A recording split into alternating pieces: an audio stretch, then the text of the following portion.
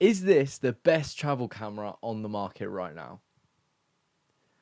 I think so. So this is the Fuji X10. Now, I have done a video about this. Well, I've done a couple of videos about this in the past. So please check them out if you haven't already. I did do one back in July, I think, when I first got this camera. And then I've since done one about how I edit my pictures I take on this camera. I got this camera for traveling. I bought it for America, my 5-week trip in the summer.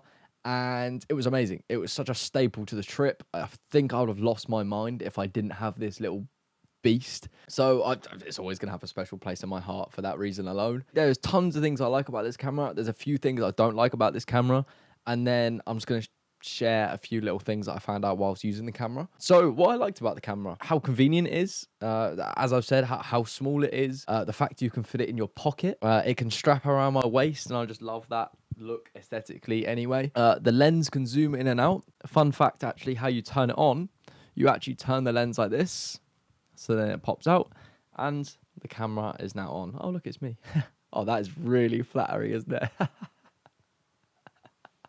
I love that you turn it on through twisting the lens. I think it's just super immersive, and it's so different to any other camera I've ever used. So it's just a cool little way to turn it on. I'm a big fan of it. The lens does zoom. It goes from 28 millimeters to 112. I normally just shoot it on like 35 because it gives that like 35 millimeter filmic look. But sometimes you can just kind of get away with going a bit wider or zooming in. But I don't really use it for that. I kind of just stick it on one focal length and just kind of roll with that. The RAWs that come out of this camera are great. They're so flexible. You can check out my video of how I edit my Fuji X10 photos in that video, and you can really see how far I'm pushing the images and how I'm getting that film simulation look just out of raw images from the camera. Yeah, I don't actually know the exact file size. I'm not that much of a nerd. They're big enough where you can really enhance the image and get the image you want and make it look like film. I just use the camera on auto as well. I've had a few messages saying what mode do I use on. I just go on auto. I don't mess around with the settings. I literally turn it on. It's already on auto, and then boom,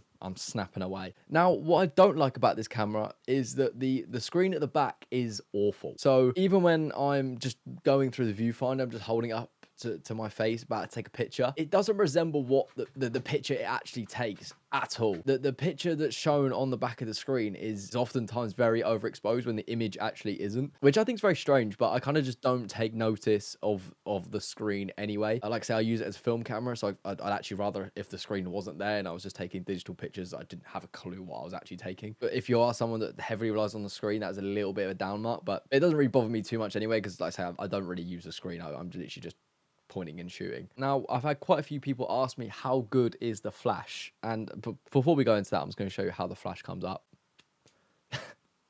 It just gets better every time. It's so cool. You literally just push it back in, and then there's a little button at the back where you just so cool, man. It's literally my favorite part about this camera is that flash, man. It's so cool. So yeah, how good is the flash? It's very bright. You can actually change the brightness in camera. If you don't need a super bright flash, you can change it. One thing I have noticed is that it does take a hit on the battery life. If you are using the flash a lot, then the camera does die quicker. Although this does bring me on to the next point of battery life, and it's very good. If you don't use the flash all day and you're just using it during the day, and I think I took 600 pictures in a day and I still had half battery left, which is amazing. Like 600 pictures so much. You don't need to take 600 pictures. I'm just an idiot when it comes to that. But yeah, battery life is awesome. But obviously if you are using the flash quite a lot in the evening, then it does drain it fairly quickly. But I don't know how many flash pictures you're actually going to take. I'm just going to do the little prop-up flash one more because it's just so cool.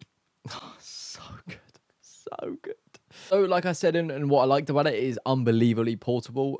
It's perfect for traveling. You can just put it in your pocket. You can put it in the top of your rucksack. You can just kind of squeeze it in your rucksack if necessary. Or like say you can just wear it around your waist and you don't even know it's there. And it just looks like an awesome film camera on your waist anyway. So yes, it's probably the most portable camera on the market at the minute, if I'm honest, just purely because of its size, because it is absolutely tiny. But also for something this small to shoot RAW is insane. Like it is so good. So good. The durability of it is it's literally made of rock. That's what I feel like. I've battered this thing about. It's gone across America and it hasn't even got a scratch on it. Like not a single scratch. The durability of this thing is insane. It feels quite weighty as well, like for its size. So it doesn't feel like you're just carrying around a bit of plastic with you. So that is a big plus for me. And the turn on speed, like I said, you turn it on through just twisting the lens.